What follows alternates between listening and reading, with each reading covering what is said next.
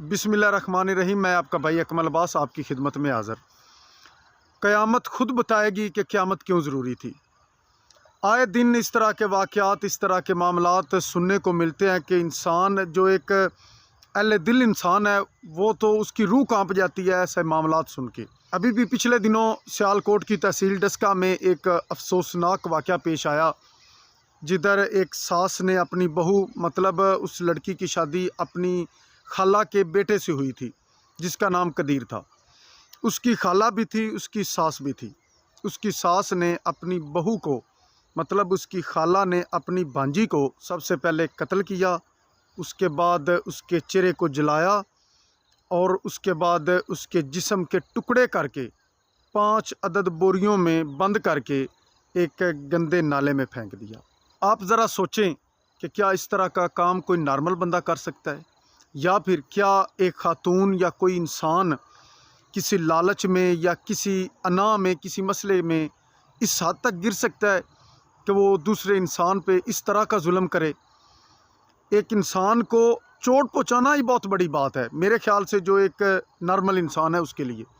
और जो बंदे को कत्ल करना, फिर उसको जलाना, फिर उसकी लाश के टुकड़े करना, फिर उसको वक्फे वक्फे से जाकर फेंकना नाले में, तो क्या ये किसी नॉर्मल बंदे का काम है? मेरे ख्याल से ये कोई डायन है, ये कोई घटिया तरीन औरत है जिसने ये काम किया है। मामला इस तरह हुआ कि इस मकतूला का नाम ज़ारा बीबी है।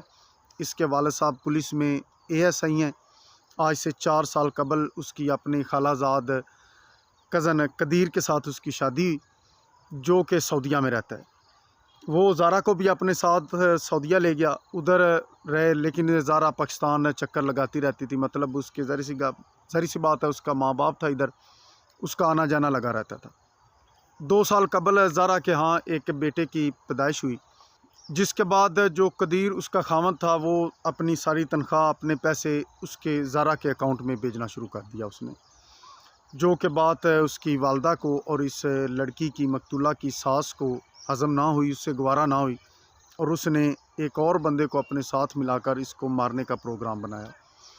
और वो एक नवीद नामी लड़का था लाहौर का, उसे साथ शामिल किया, अपने नवासे को साथ शामिल किया और ख़ुद और अपनी बेटी को भी साथ शामिल करके उसने इसको मार कर उसके लाश के टुकड़े करके उसको एक गंदे नाले में फेंक दिया। अभी तक ये तकरीबन सारे मुलज़म जो हैं वो गिरफ़्तार हो चुके हैं। इंसान की अक्ल दंग रह जाती है, इंसान सोचने पे मजबूर हो जाता है कि क्या ये किसी इंसान का काम है, क्या ये एक नॉर्मल बंदा इस तरह का काम कर सकता है।